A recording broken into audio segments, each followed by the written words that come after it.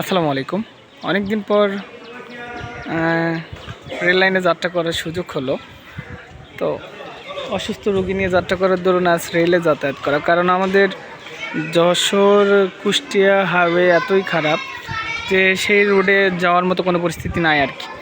তো আমি আজ আসলাম, এটা হলো আমাদের মুবারকগঞ্জ রেলওয়ে জাংশন। সরি, এটা স্টেশন, জাংশন না। স্টেশন এবং জাংশনের পার্থক্য আমার জানা নাই।